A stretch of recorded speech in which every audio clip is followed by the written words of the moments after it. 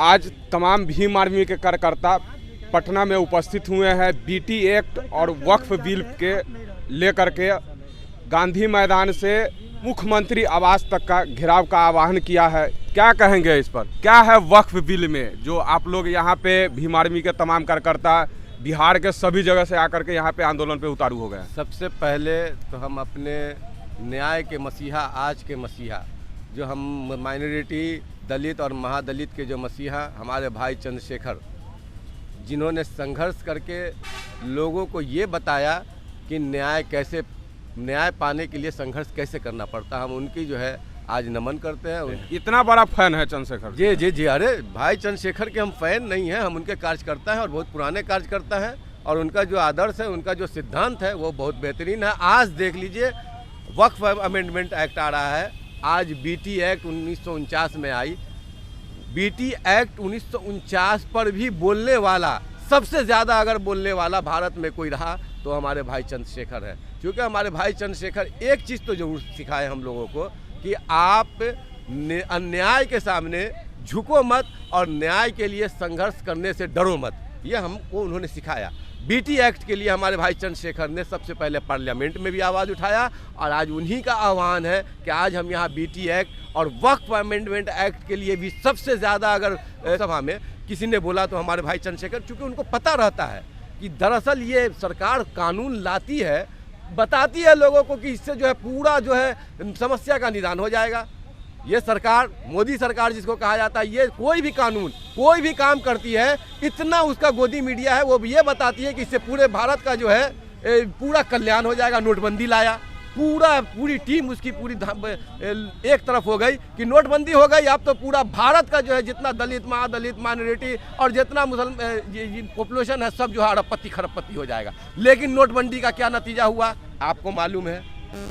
उसके बाद जितनी ज़्यादा नुकसान नोटबंदी से हुई, उसके बाद उन्होंने जीएसटी लाया, पूरे भारत के लोगों को बताया कि एक कानून, एक जीएसटी, एक भारत। ठीक है भाई, और उसके बाद सारा फायदा बताया। आप बताइए, जीएसटी लागू होने के बाद भारत की अर्थव्यवस्था कहाँ चली गई? छोटे छोटे जितने भी फैक्ट्री थे कहाँ है? भारत बताए, भारत सरकार, मोदी सरकार अगर इससे फायदा हुआ तो बताए कि कहाँ है वो छोटी छोटी फैक्ट्रियाँ जो मनमोहन सरकार में चल रही थी, है कहाँ वो? उसके बाद इन्होंने कई कानून लाया, पूरे भारत को बताते हैं कि हाँ जी ये हम इससे ये कल्याण होगा।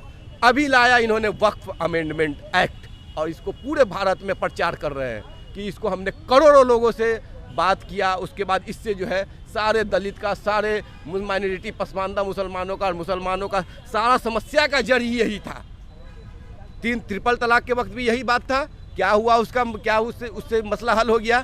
इस वक्त भी कह रहे हैं सारा समस्या का जड़ वक्फ अमेंडमेंट बिल है और करोड़ों लोगों से हमने जो है सहमति लेके, हम तो ये बोल रहे हैं कि मोदी जी हर बात में कहीं ना कहीं पर स्टेटमेंट सच्चा देते हैं। अभी जस्ट वो बैठे हुए थे, अभी जस्ट 3 दिन पहले उन्होंने ये एक्सेप्ट किया कि इस ये अमेंडमेंट एक्ट के को ना कोई करोड़ों लोगों से पूछा गया, ना जेपीसी के लोगों को मालूम है। उन्होंने एक्सेप्ट किया है, भरे इसमें आपके पास वीडियो भी होगा। उन्होंने कहा कि मैंने सैयदना साहब जो बोहरी कम्युनिटी के चीफ हैं, उनसे मैंने 3 साल फुल स्टॉप और कॉमा भी मैंने इनसे पूछ कर लगाया है। अब आप बताइए कि जेपीसी के लोग क्या किए? जब वो उन्होंने उनसे पूछ कर लगवाया तो फिर भारत के लोगों का क्या, जो उन्होंने करोड़ों लोगों ने जो उनको दिया वो क्या हुआ? उन्होंने तो साफ इकरार किया है ना। लेकिन जिस दल के आप बात कर रहे हैं उस दल में आपका भी तो नेता है, आपके समाज का भी तो नेता है, उसका भी तो समर्थन मिल रहा है। कौन से दल की बात कर रहे हैं आप? बीजेपी का। बीजेपी? अच्छा, वो अच्छा, हर समाज में गद्दार होता है, हर समाज में जो है वो चाटुकारिता होता है, हर समाज में होता है। अब वो लोग अगर हैं, उनको वो गद्दार है, वो दरअसल गद्दार मैं बोल रहा हूँ कि अगर इस वक्त अमेंडमेंट एक्ट का, चाहे बीटी एक्ट का भी अगर हमारा समाज समर्थन कर रहा है, वो बिल्कुल खुलेआम मैं इस मंच से बोल रहा हूँ कि वो गद्दार एक बार नहीं 3 बार वो गद्दार है। अच्छा, आप तो लड़ते रह गए और रातों रात बिल पास हो गया, तो अब क्या करेंगे? अब तो बिल पास हो गया। अब हमारे लिए भाई चंद्रशेखर और सारे लोग भी, और भी बहुत सारे, राहुल गांधी भी हैं, तेजस्वी यादव जी भी हैं, उधर से अखिलेश यादव जी भी हैं, बहन हमारी जो है आदरणीय मायावती जी भी हैं, जो हम लोग की सबसे आदरणीय, हमारे लिए भी वो काफ़ी लड़ी हैं, वो भी हैं। और जगह जगह से जितने हैं उन्होंने कहा है और वो हमारा समर्थन कर रहे हैं इस माइनॉरिटी में कि नहीं, हम आपके साथ में रहेंगे और इस बिल को लौटाने में जो भी हो सकता है वो सारे लोग करेंगे। हम भी कर रहे हैं भाई, 5 मई का इंतजार कर रहे हैं फैसला का। 5 मई का भी इंतजार कर रहे हैं। हमको यकीन है कि इन्होंने जो बंद कमरे में हमारे आदरणीय मोदी जी ने जो एक्सेप्ट किया कि मैं इसका फुल स्टॉप और कॉमा भी हमारे जो सबसे छोटे स्टेक होल्डर है बोहरी कम्युनिटी, इनको शिया में नहीं नजर आ रहा है कोई कलब जवाद साहब, बड़े बड़े रहनुमा जिनके पीछे करोड़ों मुसलमान रहता है, उनको हमारे आदरणीय मोदी जी को उनका कोई भी मौलाना नहीं दिखा शिया में चाहे सुन्नी में। जो दिखा कौन दिखा? गुजरात के हैं वो। दिखा क्यों? गुजरात के हैं सैयदना साहब।